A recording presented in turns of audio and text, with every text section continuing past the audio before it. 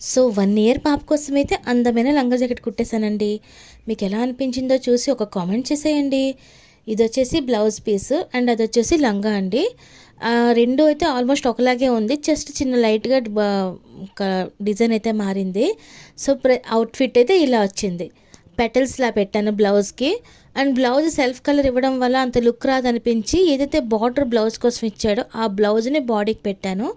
ఇలా పెటల్స్ అయితే స్టిచ్ చేసి చిన్న బుట్ట ఇచ్చానండి. సో ఖర్చు కూడా ఉంది. లోపల పాపకి గుచ్చుకోకుండా ఉండాలని చెప్పి లైనింగ్ లంగా లోపల కూడా కాటన్ లైనింగ్. అండ్ పిల్లలు ఏంటి అంటే కట్టితే వేసుకోలేరు కదా లాడ. సో అందుకే వాళ్ళకి లోపల బాడీ పెట్టేసి స్టిచ్ చేశాను.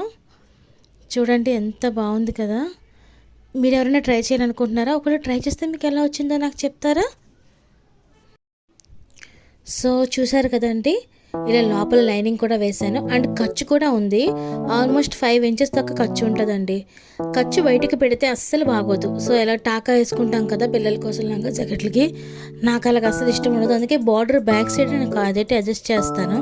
ఎప్పుడైనా కావాలనుకుంటే స్టిచ్ చెప్పుకోవచ్చు. ఆల్మోస్ట్ మీకు 5 ఇంచెస్ వరకు అది పనికి వస్తుంది. అండ్ అది మాత్రమే కాదండి, దీనికి ఇంకొక బ్లౌజ్ కూడా పేరప్ చేయబోతున్నాను. అది నెక్స్ట్ వీడియోలో అయితే చెప్తాను. అంటే మనకి లంగా కుట్టిన తర్వాత పైన మనకి ఏదైతే సేమ్ లంగా ముక్క అయితే పైన మిగిలింది, దాంతో ఇంకొక ప్లెయిన్ సింపుల్ బ్లౌజ్ కూడా డిజైన్ చేద్దాం అనుకుంటున్నానండి. సో చూసారు కదా, మీకు ఎలా అనిపించింది? నా వీడియో కనుక మీకు నచ్చినట్టయితే ప్లీజ్ లైక్ చేయండి, షేర్ చేయండి, సబ్స్క్రైబ్ చేసుకోండి. మరిన్ని వీడియోస్ కోసం ప్లీజ్ సపోర్ట్ చేయండి. థ్యాంక్స్ అండి. మీ అందరి సపోర్ట్ నాకు కావాలి please. Thank you so much. Thanks for watching.